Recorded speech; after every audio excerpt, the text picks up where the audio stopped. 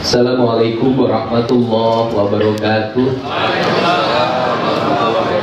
Sampurasun. Kita sampaikan salam dan hormat serta rasa syukur kita pada Allah Subhanahu wa taala, pada Kanjeng Rasulullah sallallahu alaihi wasallam, pada sahabatnya, pada tabi'inya, pada aulia dan para walinya. Dan kita juga sampaikan salam dan hormat kepada leluhur Cirebon, baik leluhur kota Cirebon maupun leluhur Kabupaten Cirebon. Dan leluhur orang Cirebon, leluhur orang Banten untuk memilih leluhur yang sama. Semoga prinsip dan pemikiran yang digariskan dalam sistem laku kehidupan di tanah Jawa Barat, kita mampu memegang teguh prinsip-prinsip tradisi itu untuk membangun masa depan. Banyak orang yang mempertentangkan ketika bicara tentang tradisi, ketika bicara tentang penghormatan kepada leluhur. Banyak yang membuat stigma bahwa itu bertentangan dengan prinsip-prinsip sains dan teknologi.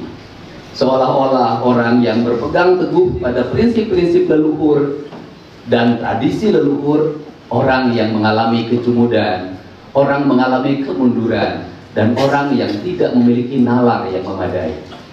Tetapi mereka lupa bahwa peradaban dunia hari ini itu tumbuh melalui bangsa-bangsa yang memiliki penghormatan pada leluhurnya. Tiongkok itu tumbuh menjadi bangsa yang besar, memiliki dominasi ekonomi, dominasi pertahanan, dominasi sains, perkembangan mobil listriknya yang akan dibangun di Jawa Barat. Sesungguhnya mereka adalah bangsa yang berperadaban. Mereka berpegang teguh pada masa lalu, menghormati leluhurnya, tetapi mereka memiliki masa depan. Hari ini kita bisa melihat ada dua negara yang saling berhadapan. Kedua negara itu memperlihatkan teknologi perang yang mutakhir.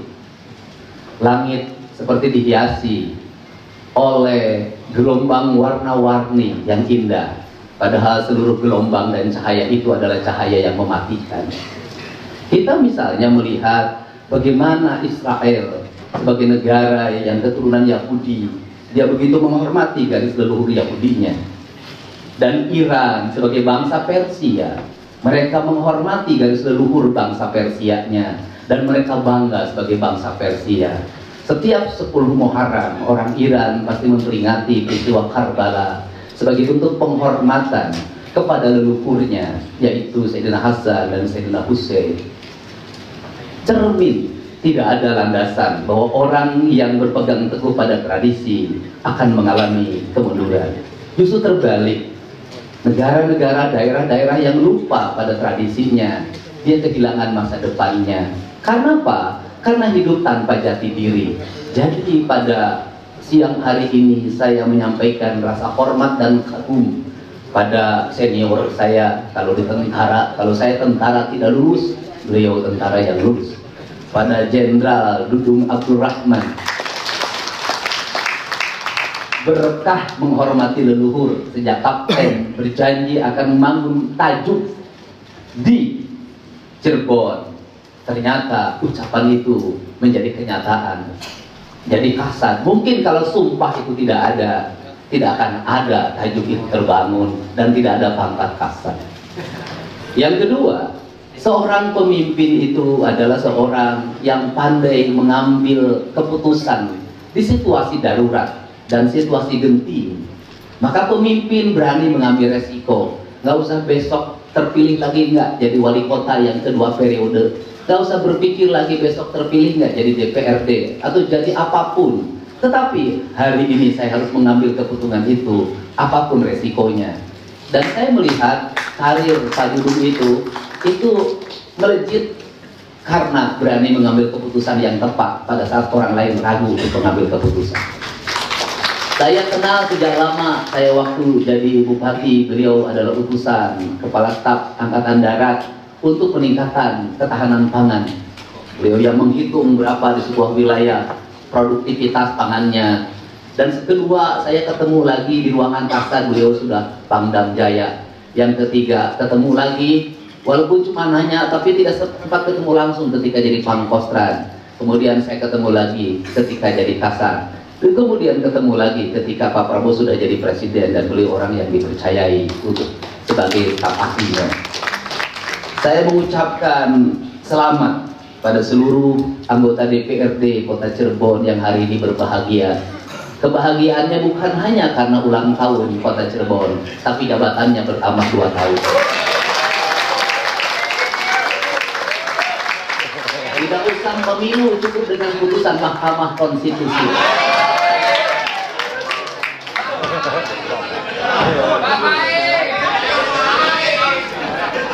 Sebagai pemegang saham terbesar Bank Jabar, saya juga bahagia karena Bank Jabar bisa nambah lagi platform kreditnya, sehingga Bapak itu.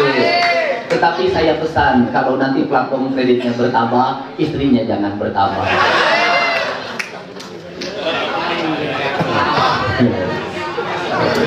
Saya ucapkan terima kasih dan selamat buat Pak Wali Kota dan Pak Wakil Wali Kota serta seluruh jajaran Forkopimda Kota Cirebon, Pak Kapolres, kemudian Bu Kajari, Kajarinya laki-laki,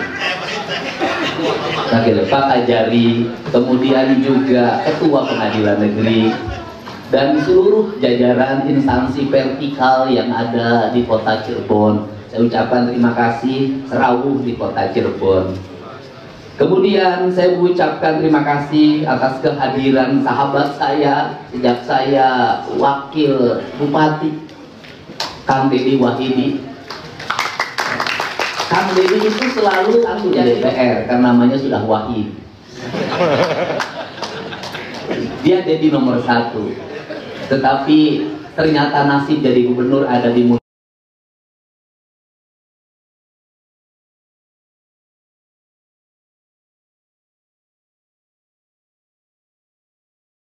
Mulyadi, bukan di Wahidi.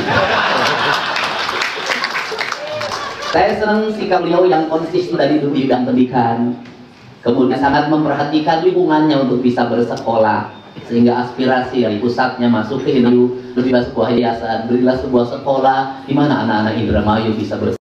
Saya ucapkan terima kasih pada sahabat saya, seluruh anggota DPRD Provinsi Jawa Barat di Dapil 12. Selamat juga Bapak nambah 2 tahun jabatannya. Ada Kang Dedi Rohanadi, ada Kang Muhammad Sidkhon, ada Kang Muhammad Asraf Abdi, ada Teh Insinyur Wahyuni Utami. Saya ucapkan terima kasih Bu. Boleh Bu platformnya taikin lagi. Seluruh tokoh-tokoh ini sebenarnya ini adalah orang-orang kaya Pak. Bisa jadi adalah keluarga yang paling kaya di Kota Cirebon karena areal tanahnya luas di mana-mana. Di negara-negara yang dipimpin oleh raja, maka raja paling kaya. Di Thailand itu rajanya paling kaya. Di Brunei pemimpin Sultan Hasanah Bolkiahnya paling kaya. Di Jogja juga. Nah ini juga kaya sebenarnya, tapi kekayaannya sering banyak hilang. Saya ucapkan terima kasih pada keluarga besar Kasepuhan, keluarga besar Kanoman, keluarga besar Kacirebonan, dan keluarga besar Kaprabonan. Saya paling senang pada nilai-nilai sejarah ini. Tadi disampaikan apa sih yang menjadi orientasi kita dalam membangun kota ini. Negeri ini punya segalanya Pak. Apa sih yang tidak punya dari negeri ini? Dari Jawa Barat apa yang tidak punya? Kita punya sejarah kebudayaan, kita punya situs sejarah, kita punya seni yang tinggi, kita punya nilai-nilai arsitektur yang jauh lebih baik dibanding yang lain. Tapi pertanyaannya adalah kenapa kita tidak semaju orang lain? Problemnya satu, ketidakpercayaan diri pada diri kita, ketidakpercayaan diri pada leluhur kita. Kalau saya mengamati bagaimana desain arsitektur di Cirebon, dari mulai tajuk yang dititipkan oleh Sunan Gunung Jati. Sunan Gunung Jati menitipkan cuma 2 tajuk, lan fakir miskin. Desain arsitekturnya luar biasa. Saya melihat hamparan gapura-gapuranya tertata indah. Desain grafisnya bernilai tinggi. Makanannya bernilai tinggi karena dia tidak mengambil basic pabrikan. Dia hanya cukup dengan menggunakan daun jati, maka lahirlah makanan ternama yang bernama nasi jamblang. Artinya bahwa keyakinan pada lingkungan telah melahirkan sebuah nilai historikal yang memiliki nilai fundament ekonomi yang tidak mesti mengeksploitasi. Contohnya siapa? Bali tuh lihat. Contohnya siapa? Jogja tuh lihat. Dia berhasil mengadaptasi dirinya. Kenapa? Dia tidak pernah malu mengakui leluhurnya. Dia tidak pernah malu menjalankan ajaran leluhurnya. Pertanyaannya, apakah orang-orang Jogja yang begitu kuat terhadap leluhurnya menjadi orang yang tidak ngerti sains? Tidak. Banyakkan ITB itu lulusannya dari dulu dari Jawa Tengah. Masyarakat miskin di Kebumen, saya itu keliling dulu waktu jadi anggota DPR. Saya bertemu dengan seorang ibu yang lagi nyabit rumput dan saya diajak ke dapurnya. Kemudian di situ dia memperlihatkan ada 3 ekor sapi, yang satu sudah dijualnya. Sambil berlinang air mata dia bercerita bahwa anaknya yang satu sudah semester 7 di ITB dan sekarang masuk lagi semester 1 dan saya menjual sapi ini untuk kuliah anak saya. Saya berkeliling ke kampung adat. Mereka hanya punya modal, satu ada hutan 40 hektar, kemudian rumah di lingkungannya. Mereka tumbuh hidup dengan sejahtera dan bahagia. Kenapa? Makannya bersumber dari alamnya. Kemudian di rumahnya memelihara kambing, memelihara ayam. Kemudian ibu-ibunya tiap hari rajin masak, membuat kue. Kuenya dijual keluar. Kemudian di hadapan rumahnya ada konter-konter kecil tempat para pelancong datang. Itu dibangun dengan itu yang dilakukan oleh orang Jawa. Itu dilakukan oleh orang Bali. Sehingga ketika berkunjung ke sana, orang mendapatkan semuanya. Ayo, mau kemana? Nyari babi apa toh? Ayo naik becak saya. Berapa? Becaknya sudah, terserah Mas aja. Orang terbangun circle-nya, kejujurannya, terserah Mas aja. Keliling dibawa babi apa toh, dagadu, batik, hampir 3 jam. Turun berapa? Terserah Mas. Kalimat berapa? Terserah. Itu adalah kalimat penghambaan. Itu kalimat penyerahan. Artinya orang itu tidak punya keinginan apapun kecuali melayani. Orang yang punya rasa dan punya cinta, dengar kalimat itu, dia tidak akan mengeluarkan uang recehnya. Yang dia keluarkan uang yang ratusan ribunya. Kenapa? Cinta dibalas dengan cinta. Untuk itu kota Cirebon mau dibawa kemana?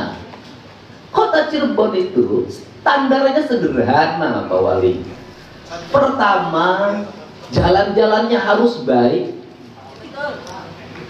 Sampai gang-gang kecilnya harus rapi tertata. Gang-gangnya di paving block, jangan di hot mix agar airnya meresap. Kemudian ditanamin pohon-pohon yang khas kota Cirebon. Pohon apa? Nasinya nasi jamblang, berarti harus ditanamin pohon jamblang di pinggir jalan. Ya ada juga nasi jamblang, ada pohon jamblang juga sebenarnya. Pohon jamblang tuh ada loh Pak. Ada pohon jamblang, ada. Nah kemudian kalau jati nggak bisa ditanam di pinggir jalan, jati harus di kebun. Kalau jati menjadi ciri khas, maka setiap di belakang rumahnya kantor wali kota, kantor siapapun, semuanya harus ditandai dengan tanaman pohon jati. Bukan hanya perhutani yang punya. Nah, kemudian setelah itu apa? Desain arsitekturnya jangan dibikin asal-asalan. Saya ini pengen banget bikin pagar khas Cirebonan, dibikin di kampung saya. Walaupun mungkin jauh dari mirip. Tukang tembok saya latih selama sebulan agar dia bisa. Untuk apa? Karena bagi saya ini adalah rasa cinta pada leluhur. Nah di Cirebon saya lihat temboknya mulai asal-asalan, bikinnya mulai asal-asalan. Saya lihat tidak artistik lagi. Kenapa? Karena berbasis proyek, bukan berbasis cinta.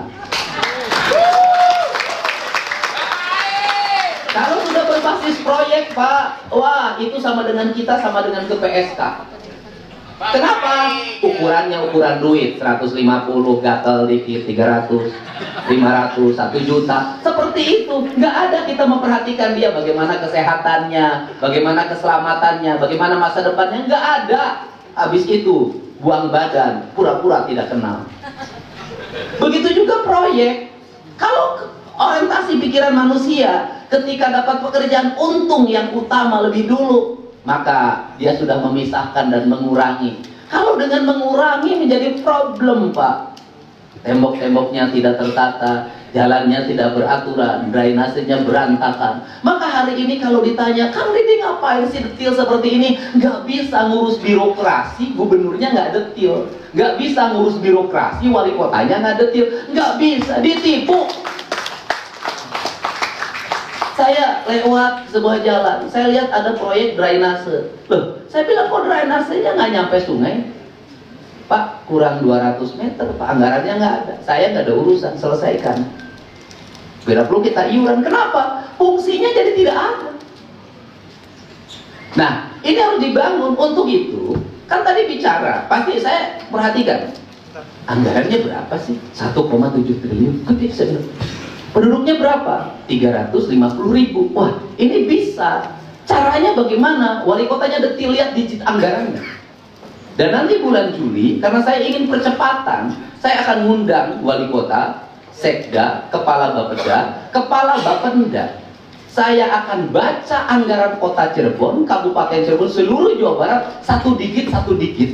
Dan saya akan masukin ke media sosial saya biar rakyatnya tahu.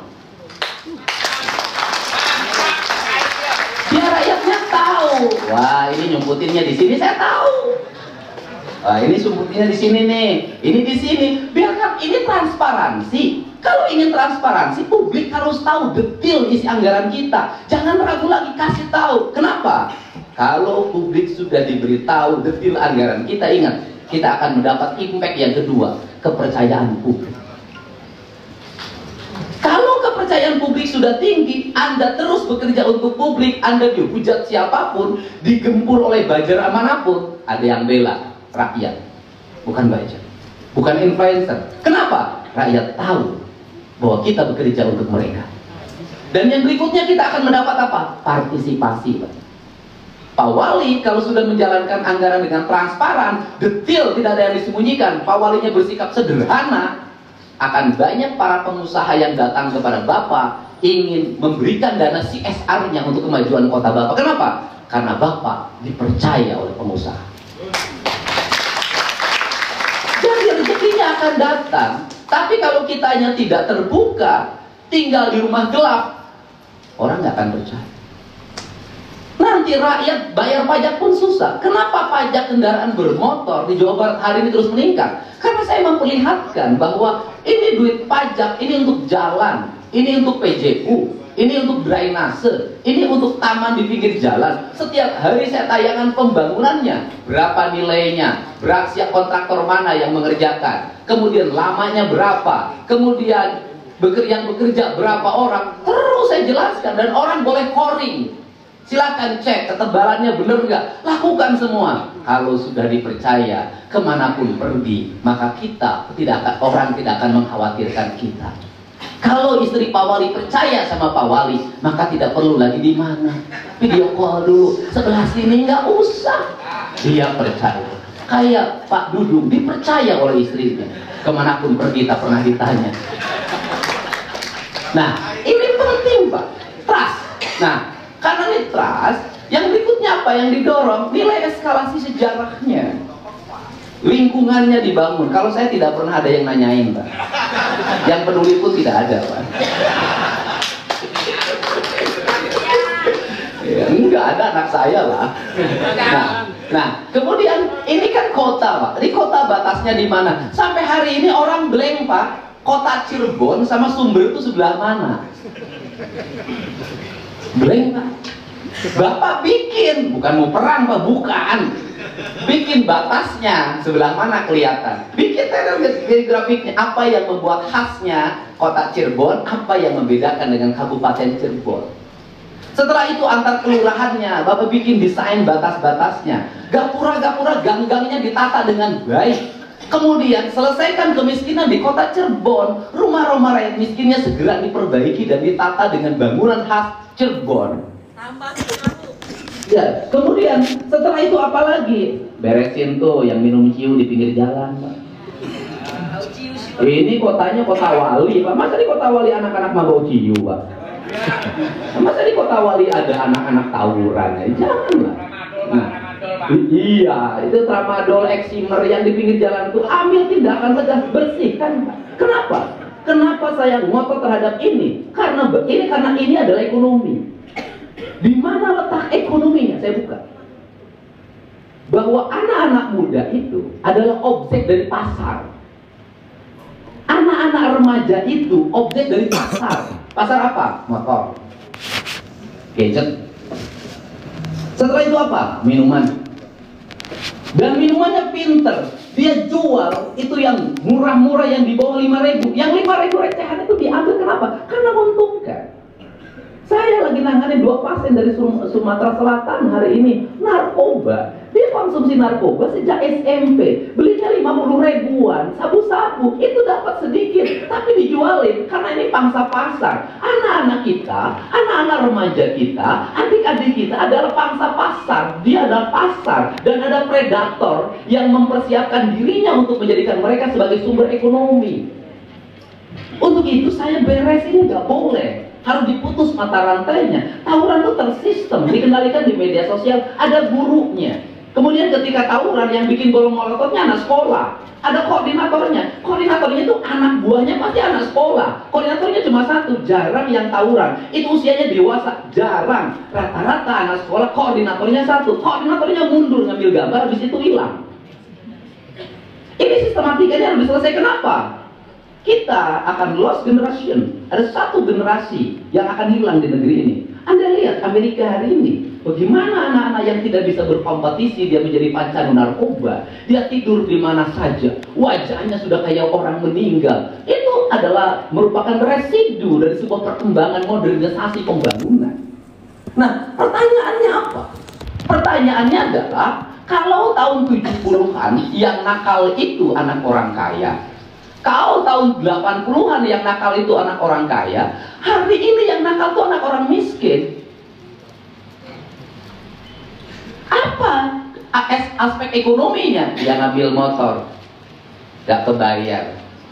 Anaknya tawuran, harus ganti sama yang dibacoknya. Duitnya dari mana? Ngambil Bang Emo. Anaknya ngamuk, pengen studi tour, pinjem Bang Emo. Habis itu banyak yang kehilangan rumahnya. Saya punya riset. Terjadi kemiskinan yang masif. Kenapa? Anak orang miskin menghabiskan kekayaan orang tuanya, sudah miskin, anaknya jadi predator. Ini harus dirubah. Kenapa? Anak-anak orang kelas menengah, mohon maaf, tumbuh dengan baik, sekolahnya baik. Anak anggota DPR jadi anggota DPR lagi. Anak mantan kepala staf angkatan darat jadi akademi angkatan darat. Anak gubernur jadi anggota DPRD provinsi. Anak jenderal polisi masuk Akpol. Anak pengusaha, anaknya jadi pengusaha. Saya melihat pola hidupnya sederhana. Saya ketemu sama anak-anak pengusaha besar. Itu sampai pengusaha multi internasional, menguasai pabrik sampai di Amerika. Saya diminta ketemu sama anaknya. Waktu itu lagi bikin kegiatan bakti sosial. Saya bayangkan anak itu keluar dari mobil yang mahal karena dia ada bosnya tekstil nih. Ternyata saya ketemu pakai sendal jepit. Dia bawa tenteng tas istrinya. Dia gendong anaknya tanpa pembantu. Pakai mobilnya itu murah banget, sederhana banget. Padahal dia adalah putra mahkota yang mengendalikan kendaraan bisnis. Orang-orang kelas menengah hari ini sudah mempersiapkan generasi-generasi bagi anak-anaknya masa depan. Pertanyaannya, dulu kita ini aktivis tahun 90-an. Saya tidur di masjid tiap hari. Jadi penulis pidato ketua DPD Golkar zaman itu. Nitipin diri, makannya segala macam, nitipin diri. Berhasil. Akses politiknya dibangun lewat organisasi zaman itu. Pertanyaannya lah, di era ini kalau anak-anak itu tidak dibuat aksesnya dalam pendidikan yang memadai, dalam akses usaha yang memadai, dalam akses kekuasaan yang memadai, mereka akan tertinggal. Itulah kenapa Pak Prabowo menggagas sekolah rakyat. Nah, hari ini diperlukan anak-anak orang-orang susah, anak orang miskin yang punya visi, punya keinginan, nggak sombong, tapi mau prihatin. Hari ini diminta jalan kaki, ada tulisannya kembali ke zaman batu. Saya bukan mengembalikan ke zaman batu. Anak-anak Jawa Barat hari ini kemanapun naik motor, kakinya lemah. Ke warung naik motor, ke sekolah naik motor, lemah kakinya. Akibat kakinya lemah, nanti masuk akademi angkatan darat, masuk akademi kepolisian, loncat dari mobil patah, lemah. Dan orang lain menginginkan generasi Indonesia generasi lemah. Kenapa? Dia ingin mengambil kekayaan alam kita tanpa dikelola oleh orang cerdas dan visioner. Ini, untuk itu ketegasan seorang pemimpin hari ini adalah menyelamatkan generasi. Menyelamatkan generasi. Jadi kota Cirebon dan kemudian Sumber, saya lihat tingkat aspek kriminalitas anak-anaknya tinggi. Tawurannya tinggi, banyak. Dulu anak yatim itu prihatin, hari ini anak yatim tawuran. Nah, kemudian apa yang harus dibangun? Kembali lagi pada tradisi lingkungan yang harmoni, Pak. Sekarang itu sekolah kadang nggak harmoni, lingkungan jalan nggak harmoni, lingkungan rumah sudah nggak harmoni. Kenapa nggak harmoni? Setiap orang mengkapitalisasi diri menjadi kelompok, menjadi kekuatan. Dan ini bahaya. Sehingga saya membuat sekolah berbarak militer itu sesungguhnya adalah sekolah itu untuk memberikan kesadaran, dan sekolah itu berhasil. Jangankan anak yang tawuran, pecandu narkoba sembuh, mereka yang gay sembuh. Kita sampaikan ke Pak Dudung, mereka yang gay sembuh. Dan yang saya bingung adalah setelah dari sana anak-anak itu di mana?